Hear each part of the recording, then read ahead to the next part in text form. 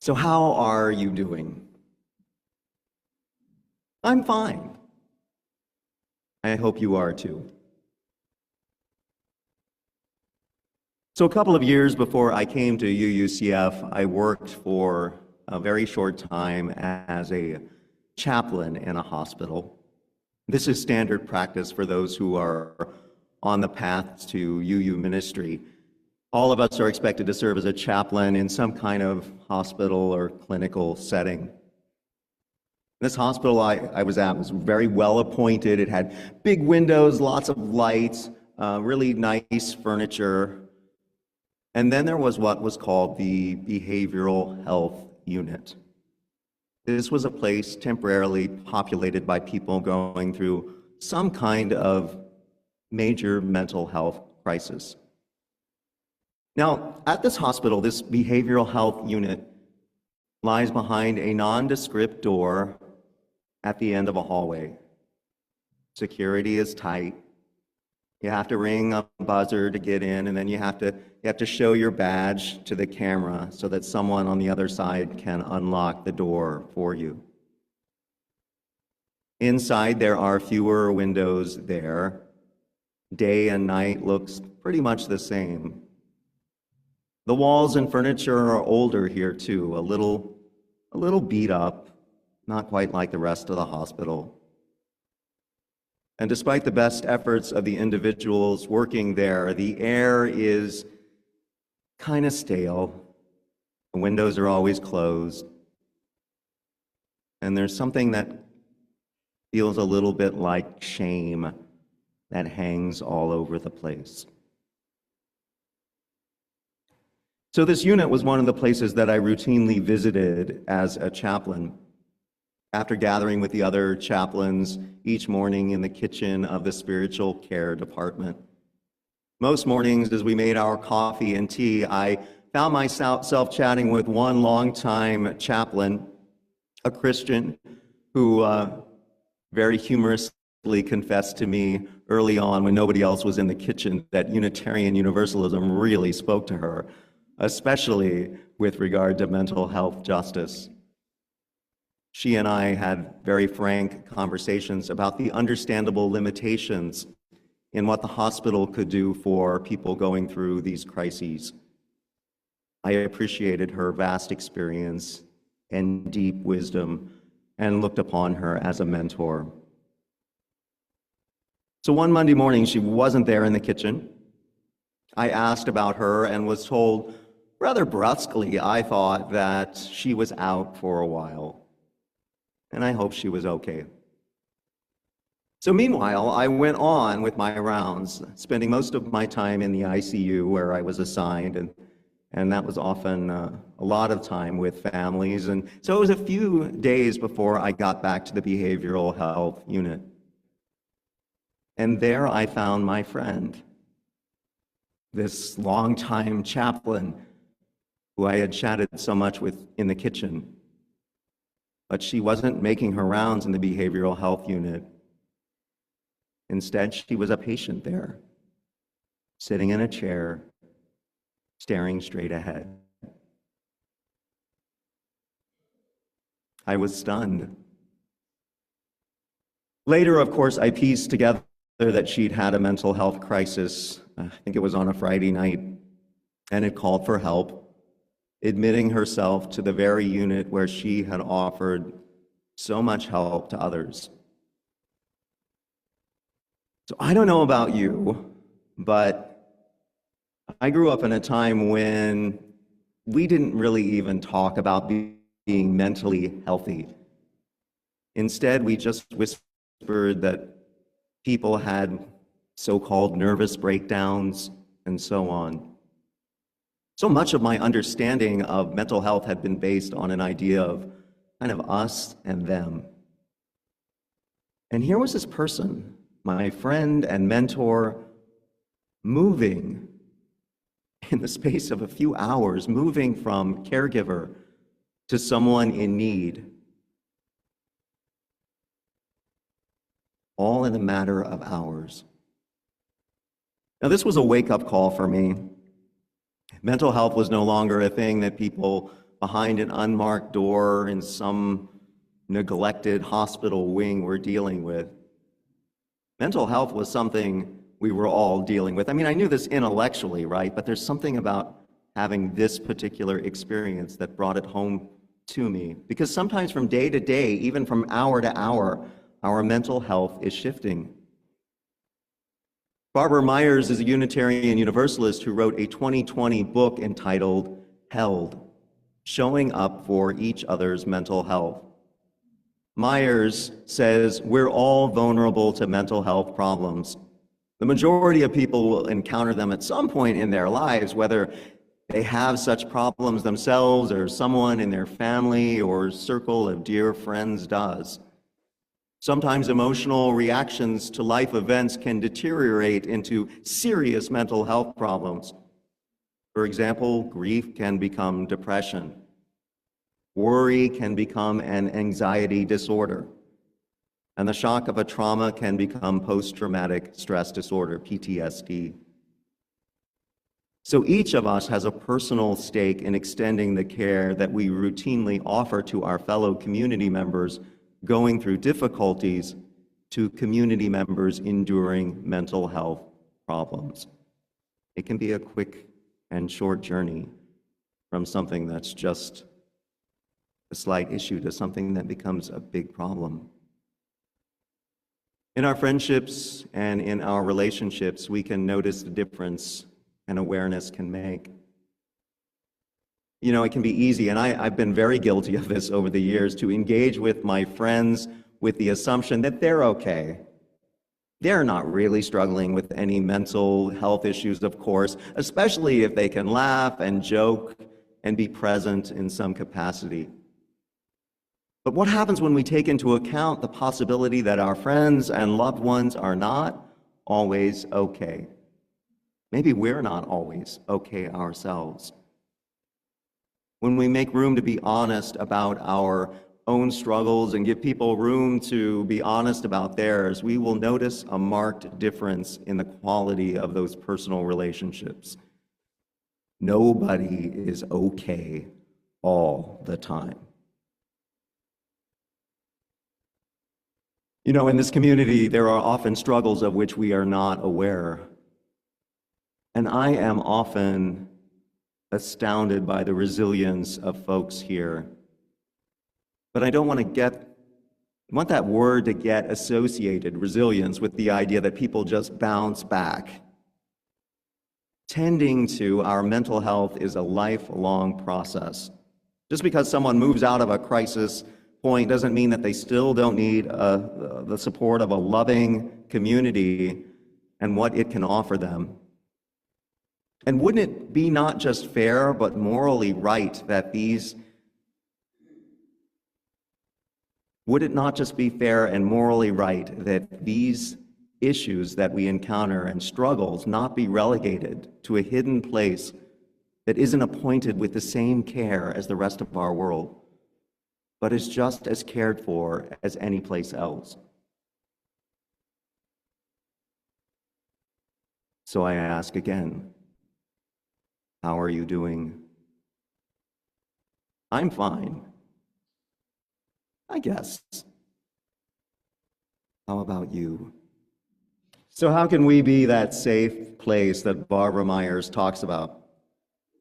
I'm particularly intrigued by one thing she says that UU congregations can do: nurture engagement with spirituality. Now, I know spirituality can be a loaded word, especially for those of us with more atheistic or agnostic beliefs. But Myers defines it like this. She says, spirituality is a complex and multi-dimensional part of the human experience, one that helps us better know and understand our inner belief system, so that we can then better search for meaning and purpose in life. A healthy spiritual life, according to Myers, helps us experience everything from hope to love, inner peace, comfort, and support. Now, engaging with the spiritual here at UUCF is not necessarily about connecting with God or the divine, unless those sorts of concepts are meaningful for you. Your spiritual development is self-directed, essentially. And it's about setting yourself up so you can be in better touch with what calls you to a better understanding of your own humanness. What calls to you, what helps you to make meaning of this world, what gives you a sense of peace or a feeling of wholeness. Nobody's entire spiritual life can be explored by what we offer here, especially just in this hour on a Sunday morning. Instead, we're trying to give you access points to better be in touch with this part of yourself. Perhaps the few seconds of quiet during our meditation speaks to you on Sunday morning. Now, it's not enough time usually to have a truly, deeply meditative experience, but perhaps it's calling you to try that on your own. Perhaps there's an idea that somebody mentions on a Sunday morning or in one of our small groups that sparks your intellect or imagination in a way that you don't get from scrolling through the news. That spark is an invitation to explore it. Perhaps you just get a great sense of peace from sitting here in community, surrounded by other individuals who are imperfect but well-meaning. Perhaps that sense of peace is one that you can carry out into other parts of your life, offering you comfort and hope when things otherwise look pretty bleak. Whatever your spiritual practice is, formal or informal, whatever we find to cultivate our spirituality, Myers believes the importance of a spiritual practice is to help lift a person's mind and body out of the everyday world, relieving mental pain, even if only for a short while. I think the other big thing we can regularly offer here is presence. As you already heard, we are piloting a caring listener program this morning. These listeners will be available after the service for a brief check-in conversation. And what we hope that this program will do is encourage all of us to be more present for one another, not just in this community, but in our lives, in the world. Myers says, sometimes we avoid trying to help someone with mental health problems because we don't know what to do or say. But the most powerful thing we can do is the easiest thing. Just be present. Just listen. Sometimes that's all it takes to make a difference. And I can attest to that when I would go into the behavioral health unit. I couldn't solve the problems of the folks there. And the crises they were going through were far beyond anything I was trained for. But I could sit there and listen. And it was amazing what a healing thing that was for both of us. So how are you doing? I ask again. I'm fine. Well, maybe. Actually, do you have a minute? So a couple of years ago, I did a play with another actor. She was a woman about 40 years old. She had a few kids. She was a busy mom, always on the go, and it seemed like she barely had time to work this play into her schedule. And I always wondered how she did it all. So one evening, her scenes were done, and she was released early from rehearsal. And about half hour later, I went out to the parking lot, and I see her sitting out there on the dirty asphalt by a man who looked to be unhoused. The man was talking in a pretty animated way. And I approached, and I asked her, are you okay? Yes, she said and smiled. I'm just listening. So I'll never know why she took that time that evening to sit and listen to this man. I know she had other things to do. I don't know what precipitated it, and I didn't ask her why she'd done it.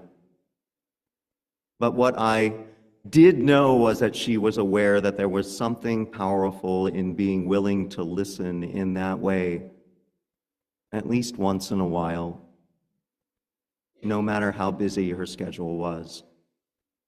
She had places to go, things to do, and she instead chose to sit there cross-legged on the pavement beside this man and hear what he had to say. It made me think about my experiences with chaplains in the hospital, about that behavioral health wing hidden behind a kind of grubby door. What would happen if we were all willing to be a little more present to less gift-wrapped and shiny aspects of life? Knowing we can't solve everything, but just to be a little bit more present to the things that make us uncomfortable sometimes. You know, one of my great Unitarian heroes was Dorothea Dix. People remember Dorothea Dix from their 1800s history, right? She was a champion for those who were indigent and mentally ill after she witnessed absolutely deplorable conditions. You can imagine what conditions were like. We're talking, pre-Civil War era. She lobbied state legislatures and the United States Congress and created the first generation of American mental institutions. Now, I have to say that some of her work, as we know, devolved into conditions that were once again not humane. But there's no doubt she was a pioneer in this country, helping us collectively to begin to understand what mental health is and how we can show compassion to one another. Dix's legacy is a big part of our UU heritage. It's one I think we shouldn't forget. And it's one that we need to embrace again as we move through this new age, whatever it is that we're in at this moment in time. It's an age of extraordinary technological development, rising alongside of extraordinary human detachment.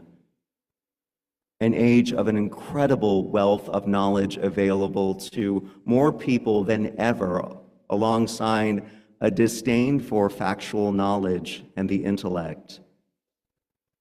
An age of increasingly available pleasure-oriented catalysts from easily accessed pornography or drugs, but less cultivation of authentic joy. My doctoral thesis was predicated on the idea that all of us in the United States are survivors of narcissistic abuse, thanks to the kinds of national leadership we've had to endure in recent years. In terms of general mental health, this is a difficult age for humanity, and because of this difficulty, our individual and collective mental health is challenged, perhaps like never before, or perhaps never before in just this particular way. Whether we are working as an experienced staff member of a fancy hospital, or whether we are struggling to put a roof over our heads, at any time, our mental health can shift. We are all on a journey. And then here we are in this community. We're not a clinic. We have some therapists here, but we're not a group of therapists. But we are a community that can offer some practical support, some spiritual support, and some support through the ministry of our presence as caring listeners, not just people who are doing this in our program, who we are so grateful for, but all of us figuring out what it means to be caring listeners.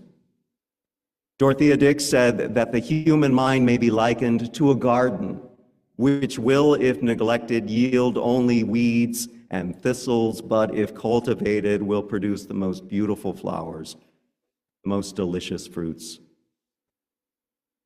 When we honor the complexity of mental health, What flowers will grow? What beauty will we witness? What fruits will spring forth, and how will they nourish us, not just as individuals, but all of humanity? So I ask you again, how are you doing?